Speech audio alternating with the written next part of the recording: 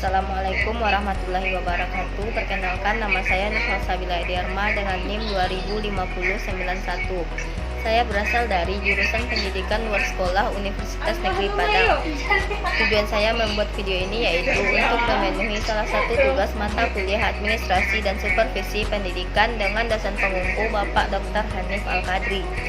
Nah, baik, pada pertemuan kali ini saya akan masuk mengenai pembahasan saya yaitu mengenai administrasi tata usaha. Ditinjau dari asal katanya, tata usaha terdiri dari dua kata, yaitu yang pertama ada tata dan usaha. Pertama itu tata. Tata adalah suatu peraturan yang harus ditaati, sedangkan usaha adalah energi atau tenaga yang dikeluarkan untuk tercapainya suatu maksud atau tujuan tertentu. Jadi, menurut arti kata tata usaha adalah kegiatan administrasi pendidikan yang mengelola pencatatan, pengumpulan, penyimpanan, data, dan dokumen yang dapat dipergunakan untuk membantu pemimpin dalam pengambilan keputusan, urusan surat menyurat, serta laporan mengenai kegiatan sekolah tersebut.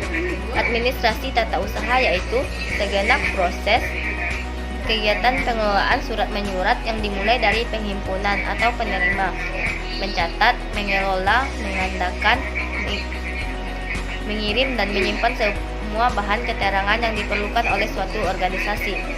Menurut Delenghi, administrasi ketatausahaan adalah segenap rangkaian aktivitas penghimpunan, mencatat, mengelola, mengandal, mengirim, dan menyimpan keterangan-keterangan yang diperlukan dalam setiap organisasi.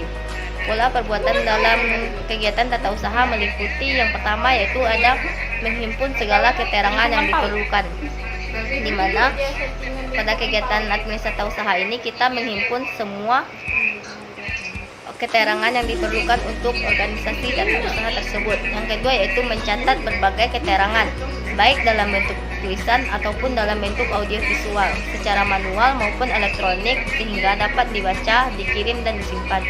Yang ketiga yaitu mengelola berbagai keterangan-keterangan yang telah dihimpun untuk dapat disajikan sebagai suatu informasi. Yang keempat yaitu mengandalkan, di mana kegiatan ini yaitu memperbanyak dengan berbagai cara dan alat sebanyak jumlah yang diperlukan. Yang kelima yaitu mengirim, di mana mengirim ini merupakan suatu kegiatan menyampaikan dengan berbagai cara dan alat dari pihak pertama ke pihak yang lainnya. Yang selanjutnya yaitu ada menyimpan, di mana kegiatan ini menaruh dengan berbagai cara dan alat di tempat tertentu dengan aman. Selanjutnya yaitu masuk ke pembahasan proses administrasi tata usaha. Prosesnya yang pertama yaitu pengelolaan surat menyurat. Surat adalah sarana komunikasi yang digunakan untuk menyampaikan informasi tertulis dari satu pihak ke pihak yang lainnya.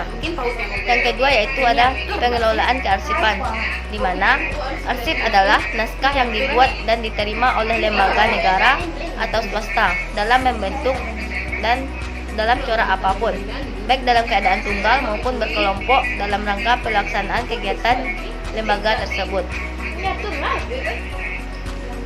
Yang selanjutnya itu tata ruang kantor dan sekolah. Menurut Dr. Andreas Delenghi mengatakan, tata ruang adalah penyusunan alat-alat pada letak yang tepat serta pengaturan kerja yang memberikan kepuasan bekerja bagi para karyawannya.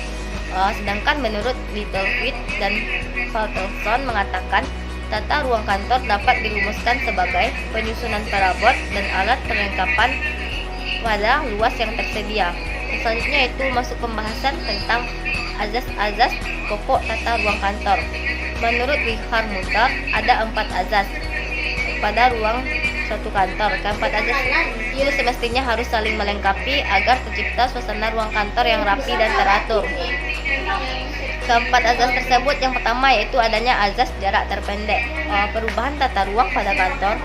Azas ini maksudnya adalah menata letak meja-meja dengan jarak antar meja tidak terlalu lebar sehingga pergerakan antar karyawan dapat lebih cepat. Jarak antar meja atau unit yang jauh akan mengakibatkan perlu beberapa langkah untuk mencapai ke meja yang satu ke yang lainnya, bandingkan dengan jarak meja yang tidak terlalu lebar.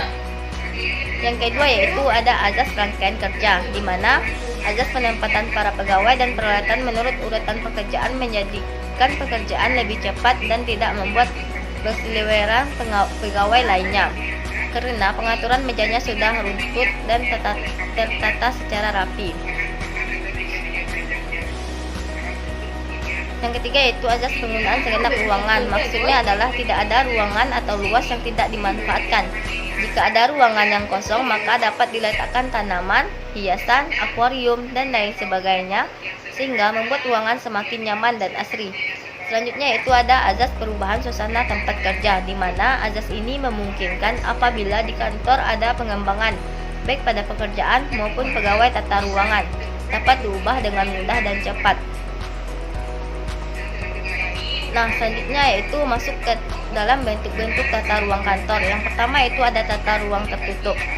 Tata ruang tertutup ini merupakan suatu tata ruang dikatakan terpisah-pisah atau tertutup apabila susunan ruang untuk bekerja terbagi-bagi dalam beberapa bagian.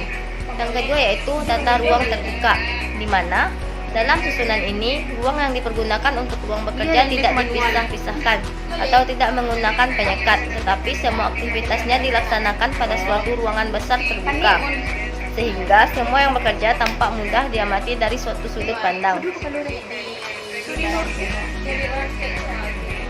Selanjutnya itu prinsip-prinsip tata ruang kantor. Yang pertama itu ada pekerjaan harus mengalir terus-menerus sedapat mungkin dalam garis lurus. Yang kedua yaitu bagian-bagian dan seksi-seksi yang berfungsi sama dan yang berhubungan harus ditempatkan secara berdekatan untuk mengurangi waktu bepergian. Selanjutnya itu adanya aliran pekerjaan harus sederhana sehingga dapat mengurangi hilir mudik pegawai dan penyampaian surat-surat dalam jarak pendek. Selanjutnya yaitu meletakkan perlengkapan kantor harus dekat dengan pegawai yang menggunakannya, di mana jika perlengkapan kantor ini tidak didekatkan dengan pegawai yang akan menggunakannya, pegawai tersebut akan sulit dalam menjalankan kegiatannya karena tidak adanya perlengkapan yang menunjang. Selanjutnya yaitu pekerjaan harus mengalir terus-menerus sedapat mungkin dalam garis lurus, di mana pekerjaan ini harus jalan terus-menerus, tidak ada halangan agar proses administrasi tata usaha tersebut dapat berjalan dengan lancar. Selanjutnya yaitu masuk ke pembahasan mengenai peran guru dalam administrasi ketatausahaan sekolah. Yang pertama yaitu ada pencatatan murid. Di sini pencatatan murid terhadap siswa ini terutama adalah baru siswa per kelas, per semester, dan yang mengulang kelasnya, pindahan serta jumlah siswa yang keluar karena lulus atau bahkan karena drop out, di mana dengan pencatatan inilah dapat memudahkan para guru untuk mengetahui jumlah muridnya dan perkembangan yang ada pada sekolah tersebut pada setiap tahunnya. Di samping itu, tugas lainnya adalah pencatatan hadir siswa dalam rangka untuk menghitung keaktifan siswa dan partisipasinya dalam bekerja sama dengan sebagai alat kontrol dalam menegakkan tata tertib sekolah. Dan yang terpenting adalah data tentang prestasi muridnya. Dengan adanya pencatatan tentang data prestasi murid ini, guru dan semua aktivitas yang ada di sekolah tersebut dapat melampirkan prestasi muridnya sehingga orang lain tertarik untuk mendaftarkan anaknya untuk sekolah di suatu instansi sekolah tersebut. Yang kedua yaitu adanya pencatatan tentang guru, di mana data tentang keadaan guru harus dicatat dengan baik, terutama tentang jumlah, data pribadi, masa kerja, dan bahan untuk usulan kenaikan pangkatnya serta gajinya yang berkala. Demikian pula kehadiran guru dapat melaksanakan tugas sebagai pegawai, terutama PNS, yang sangat berguna untuk pembinaan guru itu selanjutnya. Nah, itulah penjelasan dari saya mengenai administrasi tata usaha. Jika ada kata yang salah, mohon dimaafkan. Assalamualaikum warahmatullahi wabarakatuh.